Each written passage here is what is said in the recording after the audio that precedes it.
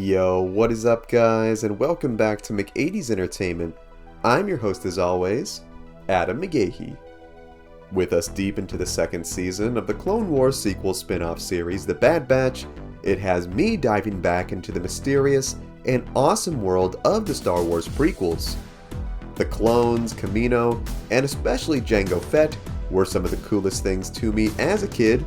So in today's video, we dug into the McAdie's archives to bring back one of my favorite videos, and that is the entire origin of the galaxy's most deadly bounty hunter. So without further ado, hop into the nearest Polynesian spa, sit back, relax, and enjoy the full bloody origins of Jango Fett. The story begins with a ship landing on a mysterious planet, a ship that those who watched the prequels would be very familiar with. The ship lands, and out walks the notorious Count Dooku. He approaches what looks to be a temple, with giant statues at the front, where he is attacked by a giant snake-like beast. He cuts the tentacles of the creature who attacks him, and walks inside the building. Inside the temple, more statues line the walls, statues of which appear to be disturbing faces, screaming in agony. It is here where Dooku bows to his master Darth Sidious, who asks Dooku on the progress on finding a template for the upcoming clone army that they plan on building. Dooku discusses that in his travels, he has come to know of the bounty hunter Jango Fett, and proceeds to tell the Sith Lord all he has learned on Fett's story thus far. He begins by discussing the civil war that broke out many years prior between Mandalorian groups. One group was known as the Death Watch, led by Tor Vizsla, and the true Mandalorians led by Jaster Mereel. The bloody war reached Mereel's home planet on Concord Dawn. One day during a firefight, Mereel and his men had to retreat after a battle with Vizsla, where they found refuge on a local farm. We then cut to a young boy on the farm who hears the ruckus and discovers boot prints on the ground. It is then revealed that this boy is a very young Jango Fett, who is greeted by his father.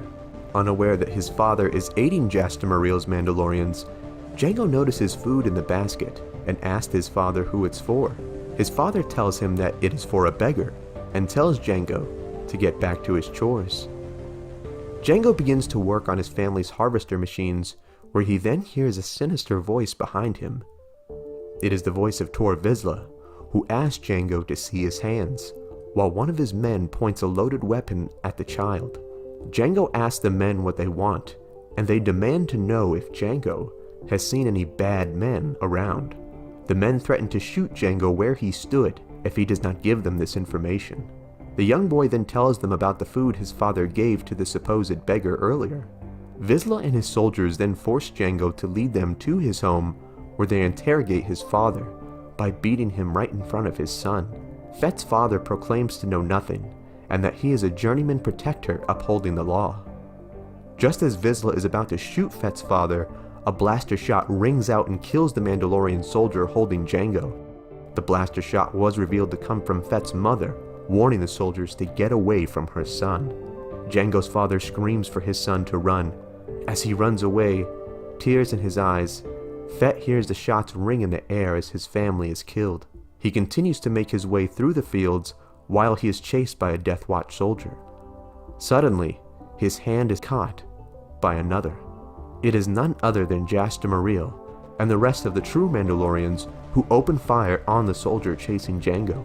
We then cut back to the Death Watch soldiers who proceed to burn Jango's farm after killing his family in an attempt to smoke out Mereel and his men. As the fields quickly burn all around them, the young Fett guides the Mandalorians through the farm and leads them to an irrigation tube where they can escape. The boy helps the soldiers escape, where he then informs them that there is a town close by where they can get food and supplies. We then cut to the town where Death Watch has taken over and proceeds to march through town in a tank, taking whatever they want and bullying the town's citizens. One of the soldiers shoves who he believes to be an old person, and suddenly it is revealed to be one of the true Mandalorians who blasts the Death Watch soldier where he stands. The whole situation ends up being an ambush orchestrated by Jaster Mereel, who led the ground assault, while the Mandalorian Montross provided sniper fire. As the commotion ensued, Jango, now partnered with the Mandalorians, uses his small stature to sneak under the Death Watch tank, where he sneaks an explosive under it. He informs the team that the explosive is set, and they proceed to blow up the tank, completely destroying it. The true Mandalorians then open fire on the remaining Death Watch soldiers. Jango then confronts one of the soldiers who killed his family, who proceeds to just call them casualties of war. He uses a hidden blade in his armor to cut Jango. The wounded child crawls after his blaster as the man lunges at him to finish him off. Jango then quickly opens fire at the soldier, killing him instantly. Just then, Jango is greeted by the voice of Jaster Muriel, who tells the boy that he did well, and tells him it is time to go. Jango, knowing his old life is over, agrees to go with Jaster. He scoops the boy up in his arms and begins to walk with him, welcoming him to the Mandalorians. The issue begins as a cutback to Count Dooku 10 years prior to Attack of the Clones, who is at a mysterious castle that we saw at the beginning of the last issue. He approaches a droid, asking it if the prisoner is ready. The droid confirms and opens the door, revealing a frail, withered man strapped to a table surrounded by medical droids.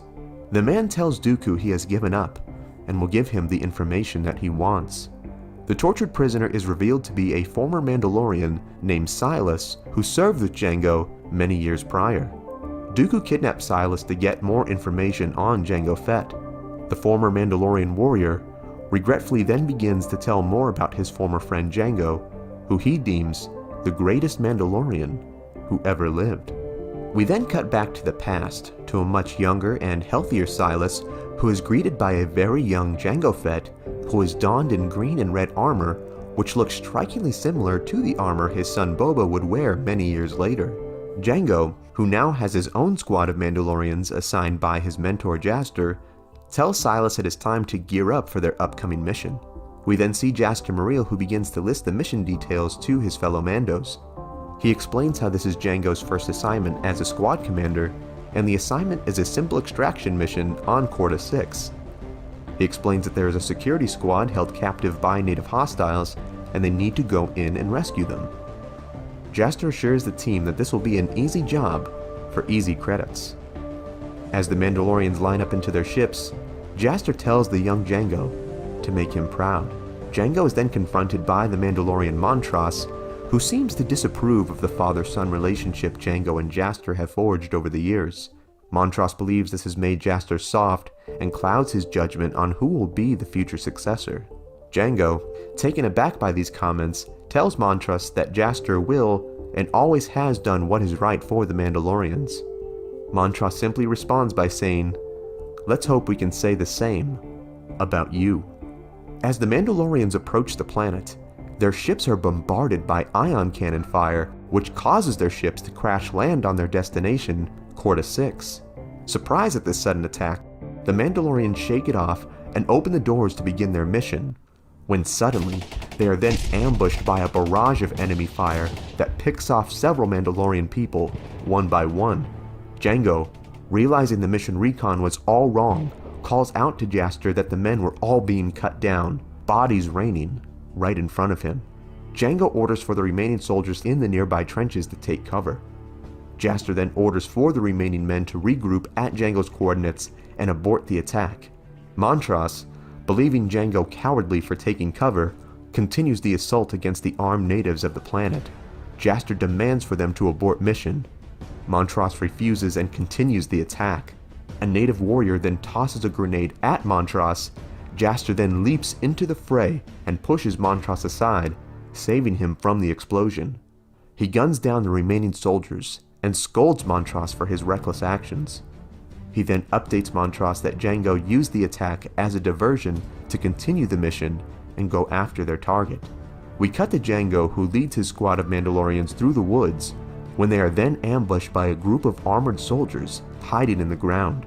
Jango then realizes exactly what is going on when he notices these soldiers. This is an ambush set up by the Death Watch, who were out for revenge against the true Mandalorians for defeating them those many years ago.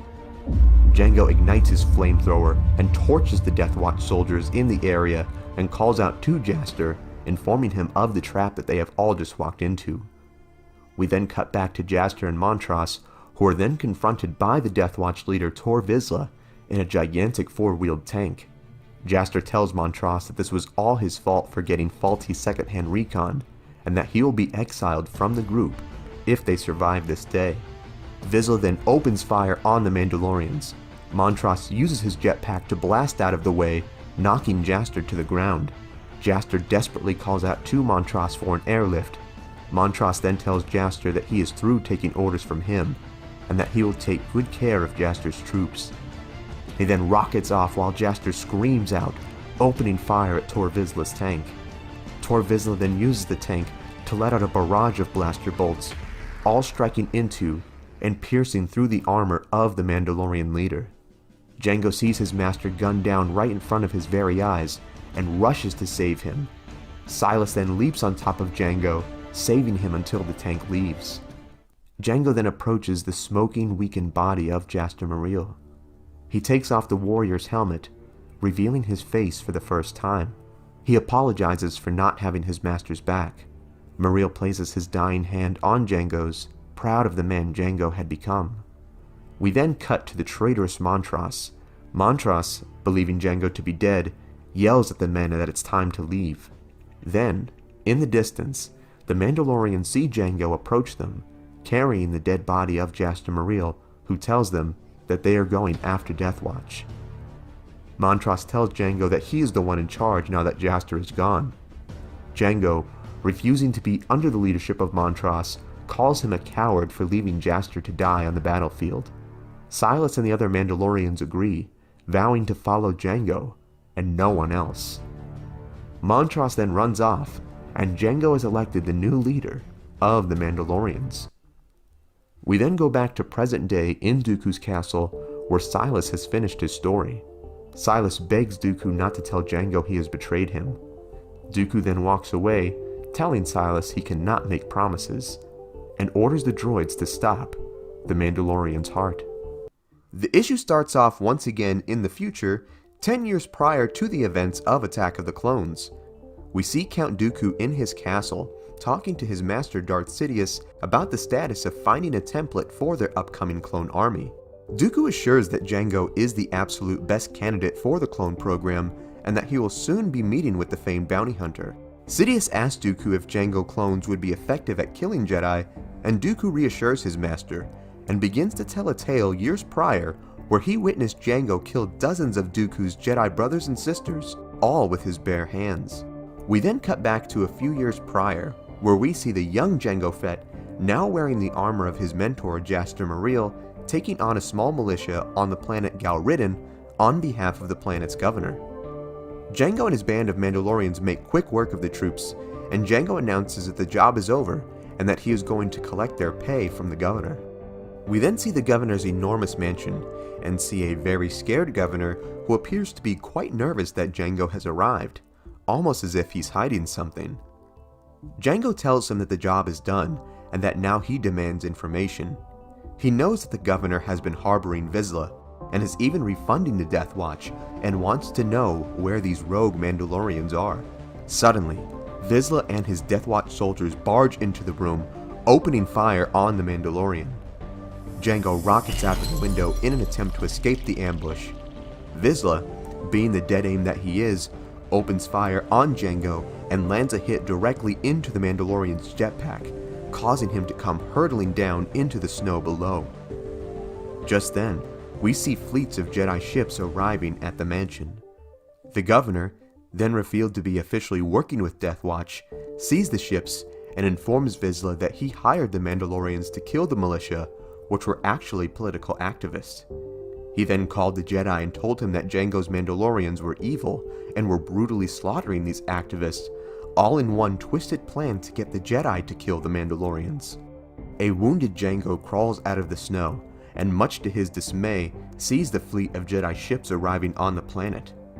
He rushes to his camp to warn his soldiers of the incoming attack, when suddenly, they are greeted by a young Count Dooku, still a Jedi at this time, leading an army of other Jedi with him. He tells the Mandalorians to surrender quietly, and to not attempt a fight. Jango, refusing to be taken prisoner, demands for the Mandalorians to open fire on the Jedi. The Mandos begin firing their blasters at the Jedi, who effortlessly deflect them back with their lightsabers. Jango, realizing that this plan of attack is not working, has the men switch to projectile weapons. The Mandalorians then begin firing a barrage of wrist rockets at the Jedi, an attack which allows the troops to get closer in for close-range combat. An all-out war ensues, with Jedi being slain and Mandalorians being cut in half. An enraged Jango leaps into a crowd of Jedi and begins to engage them with close-quarters combat, killing them with nothing but his hands. The battle turns so bloody and chaotic that there is nothing left but a handful of Jedi and Mandalorians. Jango confronts one of the last remaining Jedi and proceeds to engage him, throwing snow in his eye to blind him and then cracking the Jedi in the face with his Beskar helmet. As the Jedi lay in the snow, holding his bruised and bloodied face, Jango takes a piece of wire and begins to choke the Jedi with it, breaking his neck and killing him. A group of Jedi come to arrest Jango as Dooku looks amongst the carnage, heartbroken at the death that the Jedi caused on this day. We then cut back to present-day Dooku, who finished telling the story to his master. He tells him that Jango was given back to the governor and became a slave. Sidious asks, how did Jango ever escape? Just then, Dooku hears the ship of the notorious bounty hunter arrive, and tells his master he will have to ask him face to face. The issue begins again just like the previous ones have, at Count Dooku's mysterious castle. We see Dooku and Jango sharing a drink as they discuss the manners of Jango becoming the eventual template for the clone army, both with their weapons laid upon the table. Jango has a deep mistrust of Dooku due to an encounter between the Jedi and the Mandalorians in the past where Dooku's Jedi were responsible for the deaths of all of Jango's men. Dooku issues a half-hearted apology to Jango, who activates the magnets in his gauntlets to bring his blasters to him and points them at Dooku. Dooku draws his lightsaber, impressed at Jango's quick reflexes and thinking, tells Jango that he'll be an excellent prime clone. Jango proves his superiority even more by telling Dooku that he has not agreed to anything, and has in fact poisoned Dooku with a plague with microscopic spores he had released from his armor as soon as he entered the castle. Jango tells Dooku that the virus will leave him brain dead within the hour if he does not give him what he wants. He informs him that the cure is on his ship, and that the ship is rigged with a self-destruct mechanism on his heart plate in the armor. So if Dooku tries to strike Jango down, they will soon both be dead. Dooku agrees to Jango's demands if Jango will tell him how he escaped the planet that the Jedi arrested him on after the Mandalorian massacre all those years ago. Jango then regretfully begins to tell the story that after the Jedi arrested him, he was given back to the governor on the planet, who made him become a slave on a spice transport, which was then eventually overrun by pirates, allowing Jango to escape. We then cut to the mansion of the governor, who is horrified to hear that Jango has escaped imprisonment. He demands for his men to protect the legendary set of Mandalorian armor that he spent thousands of credits on restoring. He then opens the door to the armory and is terrified to see that he is too late. Jango has already broken in and is donned in the shining restored armor that we recognize him for. He demands for the governor to give him the whereabouts of Vizsla, leader of the Death Watch, the man responsible for the death of his parents, his mentor Jasta Mareel, and the mastermind behind the deaths of all of Jango's Mandalorian soldiers. Jango gets his information and locates Vizsla on his ship. He rockets through the window, determined to kill Vizsla once and for all. Vizsla and Jango engage in a bloody battle, where just as Jango gains the upper hand, Vizsla activates the escape pods. As he gets into one, Jango leaps into it right along with him. Once the pod crashes on a nearby planet, the Mandalorians continue their violent battle, which causes them to attract the attention of some local wildlife, which look like some form of wolf-like aliens. Jango then becomes dazed from the battle after Vizsla injects him with a hidden needle full of poison. He then whacks the helmet off Jango and proceeds to punch the Mandalorian profusely in the head, causing it to bleed. Jango then activates the hidden blade in his armor and guts the Death Watch leader. As blood pours from the Mandalorian's stomach, it attracts the primal rage of the wolf creatures, who pounce on him and begin eating him, thus ending the life of the wicked Tor Vizsla. As the adult wolves eat Vizsla, the cubs begin to sniff Jango, but they are able to sense the poison in his blood from the fight and decide to leave the Mandalorian alone. Jango is later awakened by a group of children who help him up. Jango thanks the children, who ask him where he is going. Jango, knowing that his mission of vengeance is over, tells them he is off to find a job being the first of many that would gain him the title of being the most deadly bounty hunter in the galaxy. We then cut back to the future at Dooku's castle, where Jango has finished his story. He tells Dooku that the virus will be killing him at any moment, and to give in to his demands. Dooku instructs that he had already used the living force to cure himself of the virus, a feat which impresses Jango. Jango then decides that he will still uphold Dooku's end of the bargain and become the template for the clone army. Dooku also agrees that he will give Jango what he wants as well. However, Jango reveals that he does not simply want money for this job. He requests an unaltered clone with no genetic modification whatsoever. Dooku, mistaking Jango as the sentimental type, thinks this is a simple request for Jango to have a son. Jango reveals that it's much more than that. He wants an apprentice to take over the legacy of Jaster Muriel and ultimately the Mandalorians. This unaltered clone, of course, would grow to become the infamous and deadly warrior that we know as the bounty hunter, named Boba Fett. And that is the full bloody origin of Jango Fett. This is such a cool story, and I hope someday we get to see it in animation. Tales of the Jedi was a great anthology series covering great moments in the prequels, so perhaps in a future season, we will get a Jango episode, or if we're lucky, Jango episodes. More than anything, I want to hear what you think. Have you read this comic about Jango? Is there something I missed? What other stories should we cover? Sound off in the comments.